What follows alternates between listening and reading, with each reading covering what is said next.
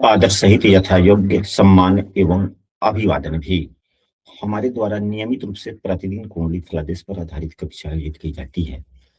बहुत ही जल्द हमारे द्वारा पूर्ण बेसिक से लेकर फलादेश तक की कक्षा आयोजित की जाने वाली है। यदि आप उस कक्षा में शामिल होना चाहते हैं तो स्क्रीन पर दिख रहे नंबर पर व्हाट्सएप पर कक्षा में शामिल हो सकते हैं। साथ ही यदि आपने अभी तक अपने इस चैनल को सब्सक्राइब नहीं किया है तो सब्सक्राइब अवश्य कर ले।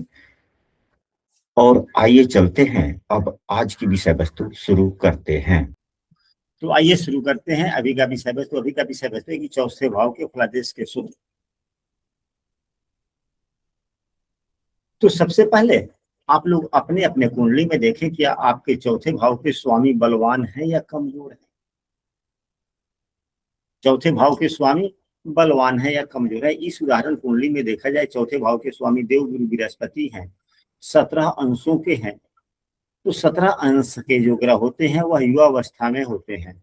यहाँ पे तो ये बलवान, अगर राहु से युक्त है तो राहु 5 अंशों का है, 12 अंश का अंतर है, इसलिए राहु का प्रभाव उतना नहीं है। एक दूसरा, यहाँ पर देव गुरु बृहस्पति जो चौथे भाव के स्वामी हैं, यह अपने मित्र की राशि में भी है। इनके मित्र की राशि में है। इस राशि में मेष राशि के स्वामी मंगल देव हैं, यह भी अपने मित्र की राशि में है और यह भी बलवान है। इस प्रकार चौथे भाव का स्वामी काफी मजबूत हो गया। चौथे भाव का स्वामी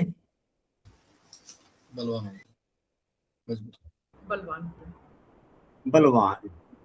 तो जिस भाव का स्वामी बलवान होता है उस भाव के फलों में काफी सुख वृद्धि होती है। जैसे चौथे भाव से कहा जाता है कि वाहन सुख देखा जाता है, तो हम कह सकते हैं कि वाहन सुख उत्तम होगा।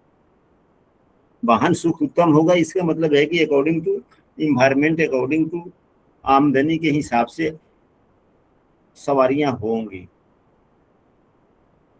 यह चौथे भाव से जिन जिन विषय वस्तुओं का विचार किया जाता है उत्तम फल मिलने की संभव, परंतु यह क्या है, यह शनि से भी दृष्ट है। अभी तो यहाँ पर हम लोगों ने देख लिया कि चौथे भाव का स्वामी का फल अच्छा हो गया, परंतु यह शनि से भी दृष्ट है।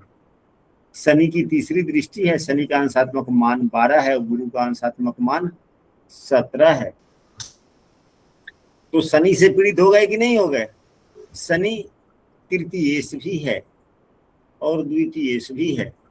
तो दूसरे भाव का स्वामी तटस्थ हो जाता है, तीसरे भाव का स्वामी बुरे फलदाता हो जाता है, अकारक होगा, खराब होगा। एक तो खराब पापग्रह, नैसर्गिक पापग्रह, दूसरे में और पाप फलदाता, तीसरे में बकरी। तो बकरी ग्रहों का नियम है कि जो ग्रह जिस प्रकार का फल देने वाला होता है उसके गुणों में वृद्धि हो जाती है। तो और अत्यधिक वृद्धि पापत्व गुण आ गया। तो क्या देवगुरु बृहस्पति पीड़ित हो गए कि नहीं हो गए। तो व्यक्ति को अब किसी भी पारिवारिक कलह भी हो सकता है, परिवार में मन भी नहीं लग सकता है। हो सकता है कि छोटा बालक है, पढ़ने की उम्र है, पढ़ाई में भी मन न लगना, पढ़ाई में भी मन न लगना। अभी जो हम लोगों ने पढ़ा कि पंचम भाव से बुद्धिमत्ता का विचार किया जाता है, तो पंचम भाव पर बकरी शनि की, वो भी पापग्रह, पाप फल देने वाले बकरी शनि की दृष्टि है। तो थोड़ा बुद्धि भी स्लो माइंड का हो गया कि नहीं जाता है। जी बोलिए।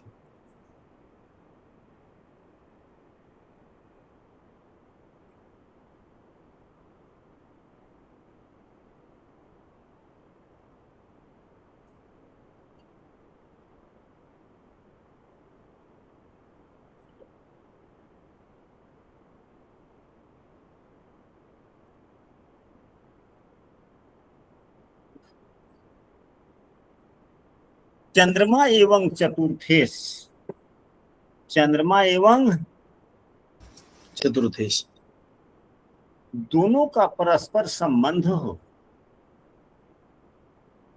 चंद्रमा अब यहां पर देखा जाए 8वें भाव में है और चौथे भाव का स्वामी यहाँ पर है, पंचम भाव में है। स्पष्ट सा सूत्र है कि यदि दोनों की युति हो जाए, अब यदि यहीं पे देवगुरु बृहस्पति होते और चंद्रमा भी होते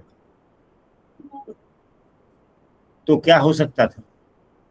हम कहते हैं कि भाव का स्वामी और संबंधित विषय वस्तु के प्रश्न के कारक दोनों की स्थिति अगर भाव में ही हो जाए तो प्रश्न से संबंधित पूर्ण सुख मिलता है। प्रश्न से संबंधित पूर्ण सुख मिलता है। पूर्ण सुख मिलता है। अब यहाँ पर गुरु एवं चंद्रमा, गुरु चौथे भाव का स्वामी, चंद्रमा मन का माता का कारक, और माता भाव में ही बैठा हुआ है। हम क्या कह सकते? यह तो खैर गजकेसरी योग भी हुआ, हम लोग गजकेसरी योग पर चर्चा नहीं करेंगे, माता की चर्चा चले तो माता का पूर्ण सुख, पूर्ण सुख कैसे? यानी कि माता दीर्घायु होगी।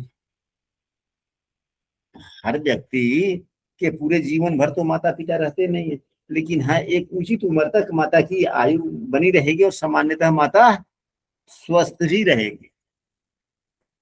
शरीर कमजोर हो जाने के कारण तो खैर बीमारी आते जाते ही रहते हैं, लेकिन सामान्यतः ओवरऑल माता का स्वास्थ्य भी ठीक और लंबे दिनों तक माता का सुख।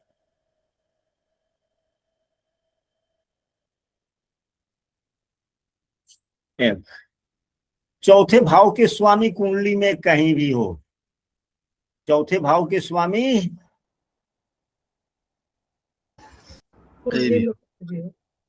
कुंडली में कहीं भी हो, बलवान हो, चंद्रमा कुंडली में कहीं भी हो, बलवान हो, तो भी व्यक्ति को माता का पूर्ण सुख मिलता है। पूर्ण सुख का मतलब क्या हुआ?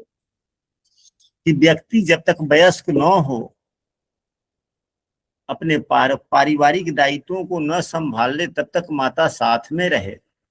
यही तो माता का पूर्ण सुख है ना। जी जी।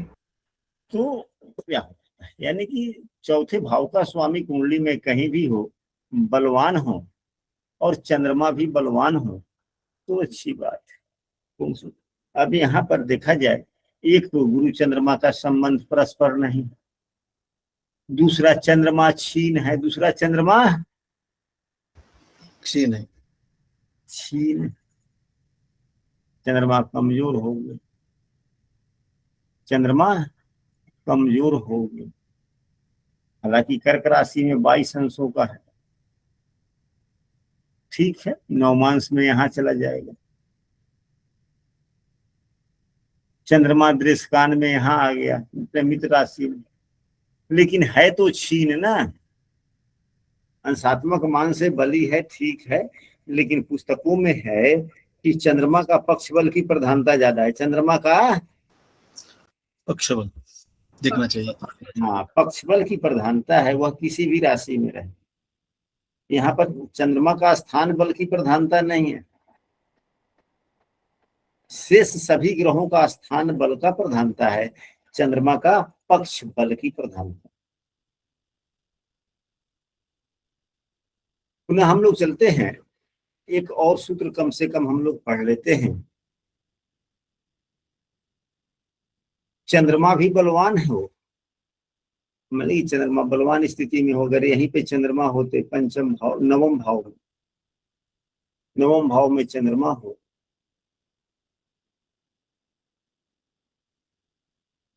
और शुक्र भी बलवान हो, या चंद्रमा और शुक्र बलवान होकर केंद्र में हो या कुंडली के शुभ भाव में, तो भी व्यक्ति गाड़ी इत्यादि, फोर व्हीलर हो, टू व्हीलर हो, यानी कि अपने अकॉर्डिंग टू स्थिति, मतलब जो भी क्षमता है या स्थिति है उसके अनुसार से सवारी का सुविधा जरूर कर लेता है। क्योंकि चंद्रमा मन है, चौथे भाव का कारक भी है, और शुक्रदेव वाहन के कारक है। चंद्रमा के साथ में शुक्र का होना यह वाहन संबंधी योग को दर्शाता है। आज की कक्षा में हम लोग इतना ही रखते हैं। अभी एक कक्षा और सोमवार के दिन, कल तो शनिवार है, हम लोग अभ्यास कक्षा आयोजित करेंगे, एक कक्षा और होगा। या आप लोग भी समूह में लिख सकते हैं कि चौथे भाव से किस प्रकार के कौन कौन से प्रश्न देखे जा सकते हैं, या कोई प्रश्न होगा तो हम लोग आने वाली कक्षाओं में, कि अगले सप्ताह में समूह में लिखे गए सभी प्रश्नों के आलोक में पहले कक्षा होगी, फिर उसके बाद में हम लोग आगे बढ़ेंगे।